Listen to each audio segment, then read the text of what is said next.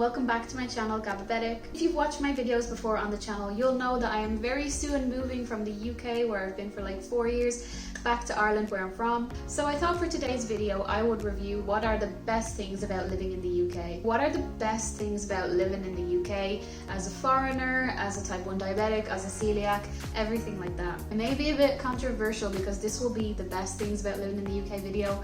I am planning to do a worst things about living in the UK video, so I'm balancing it out by doing the best things first. If you like this video, please give it a thumbs up, comment down below, and subscribe if you're new to the channel. So yeah, I'm gonna name my 5 top things. They're in no particular order, but let's start with number 1. Number 1 for me definitely has to be how good gluten-free is in the UK and how well you can live in the UK with celiac disease. Don't get me wrong, I don't know how it is to live celiac and gluten-free in other countries in the world, and Ireland is okay as well, but it's been so good living here in the UK, and let me explain to you why. First of all, nearly every supermarket here has a really big free from section. Most of the main supermarkets do. My favourites in particular, where I've shopped for the last 4 years, are Asda and also Morrison's, and I really rate Morrison's highly because of the value for money. Things are a lot cheaper there. But yeah, nearly all of the supermarkets have a free from section with lots of gluten-free options. And also the options are so good. Like, there's so much choice in some of the supermarkets.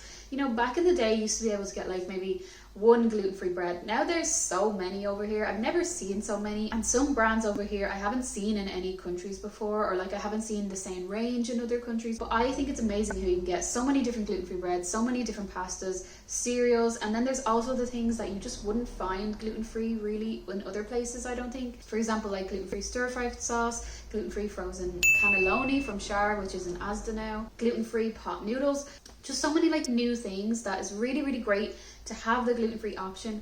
And really one of the top things that I love about the UK, because I haven't seen it in Ireland, but comment down below if you have seen it, is the availability of gluten-free sandwiches. Now Marks and Spencer's are the winner of this, but Morrison's also have some too. But like Marks and Spencer's are just a winner. You can get this gluten-free egg and watercress sandwich, and like you just can't get things like this. And the fact that these are in Costa now as well in the UK is amazing, because before, if you went to Costa, there was just no lunch option if you're a celiac. Now you can actually have a sandwich, and it really helps you feel not excluded, because when you go into a shop and there's no lunch options, you can't help but feel like not great. But when there's at least one thing that you can have, it's so good. I am planning to do a top 10 gluten-free foods video, so you'll see that soon. The sandwich will be making a feature there. Also, there are a lot of 100% certified gluten-free restaurants here in the UK. You've seen my vlog where I went to Niche in London, which is a 100% gluten-free restaurant, and in fact one of the original kind of restaurants that were 100% gluten-free. And there's so many more places like that here in the UK. Even where I am in the southeast, you don't even have to be in London. And the food is so good, and it just takes the worry out when you can sit in a place that's 100% gluten-free, can order anything off the menu. For example, in Niche I had gluten-free Parmesan donuts. Like, you don't get that anywhere. But yeah, overall I find the gluten-free is really readily available. Lots of options, lots of shops doing gluten-free, lots of 100% gluten-free restaurants. Yeah, it is overall really easy to live as a celiac on a gluten-free diet in the UK. So I really hope it's good back home in Ireland, because that's one thing I'm kind of scared about, is just getting so used to stuff here and not having it in Ireland. But we shall see. But yeah, that is my number 1 thing about living in the UK. Very manageable for a celiac lifestyle. Number 2 then, let's talk about type 1 diabetes in the UK. I know people say things about the NHS, but like I honestly think it has been amazing. So here in the UK, if you're type 1 diabetic like me, you are entitled to an NHS medical exemption card. And what that means is you get all of your diabetes medication and supplies for free, but you also get any other medication, you know, if you were sick and you might need an antibiotic, for free as well, which is honestly amazing. Back in Ireland, you know, it wasn't the same. You're entitled to your diabetes medication and supplies for free, of course, but if you got sick with something else, you have to pay for that kind of medication, like antibiotics. Also in Ireland, you have to pay still to visit the doctor. I just can't believe that in the UK you don't have to pay to visit the doctor. Honestly, it costs like 50 or 60 euro per visit to the GP back in Ireland, which I'm not looking forward to. So when I arrived here for the first time and I went to get my diabetes, you know, card and prescription set up in the GP, we had the appointment and I went to leave and I was like, oh, where do you pay? And they were like, you don't pay. And I just find that so unbelievable, and I just find that absolutely amazing. Like, obviously you have to apply and prove that you're type 1 diabetic to get this medical exemption, but it was very easy to do so. It was just a form and the doctor signed it off, and I just think like the healthcare here is so good. In terms of like appointments, I didn't have to wait too long for them at all on the NHS, and if I wanted to see the diabetes community nurse, I got an appointment like within a few weeks, so very quickly as well. The NHS has been so great over the last few years that I've been here.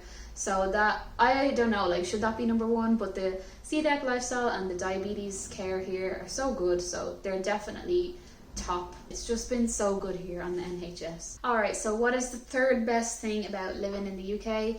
I would have to say the cost of living is so much more manageable.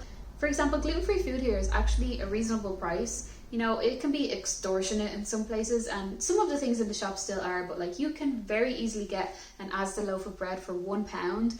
That is crazy because that just doesn't exist, I think, in other places. Also, any food that's not gluten-free as well, I feel is a reasonable price. Things have gone up a bit in the last year, but I still think it's very reasonable. Other things that are cheaper here, for example, buying a car is so much more cheaper than in Ireland.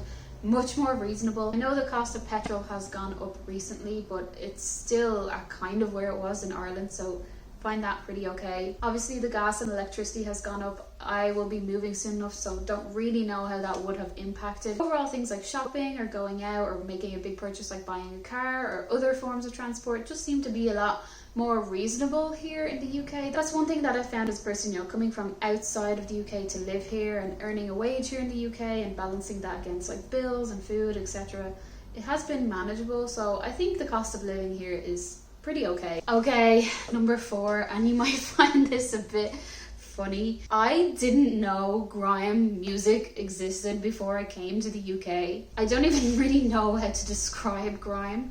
It's really good, I'll say it like that, but some artists that you may know, Stormzy, AJ Tracy, Dave, they're some of the kind of top grime artists. Yeah, I didn't know this type of music existed, but I love it. Obviously, I can't play any of the songs in my video here today, but yeah, you should look up those artists if you haven't heard of grime and you want to see what I'm talking about. So yeah, one thing I discovered moving here that I really liked was grime music. Other things in terms of music, there's so many good music festivals here in the UK. There's like nothing in Ireland. There's like one Electric Picnic and that's it. But here you have like Glastonbury, Leeds, Reading, Wireless. I went to Wireless because that's kind of the grime music festival and it was so good. If you like music, there's definitely lots of festivals, and there's other types of festivals as well. For example, like Edinburgh Fringe Festival, which is kind of like a comedy festival. There's not just music, but in terms of music, grime music is my favorite. I will be bringing that back to Ireland. I've got a grime playlist for the drive from the UK to Ireland. You might see that if I'm making a vlog of it. Yeah, there's just really good like accessibility to music. Loads of the big artists come to London or different parts of the UK, and there's so many good festivals, so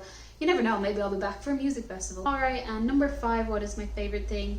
I think the UK, even though it's an island as well, is really accessible for travel to other parts of the world.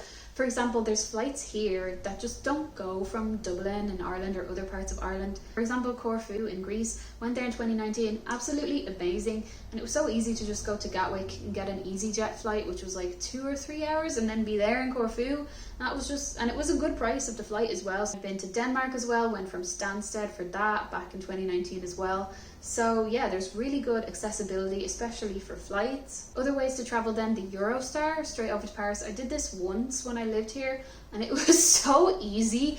I was a bit scared. I was like, what is this Eurostar going to be like going under the ocean? I don't know if I like that, because if you don't know, I have a really bad fear of flying, so I was like, am I gonna have a fear of going under the water too? But it was so easy. Like, we just got on the train, and honestly the underwater part was like 20 minutes, and then we were above ground in France, and then it brought us right into central Paris, which was even better, because if we had flown we would have been at the airport and had to get the train into Paris, and then we were just there, and then we could go to Disneyland. So I just think that it's really easy in the UK to travel to lots of other places. Also in the UK, there's some really great places. Unfortunately, I didn't get to go to too many. You know, I'm always up in London, so I love London.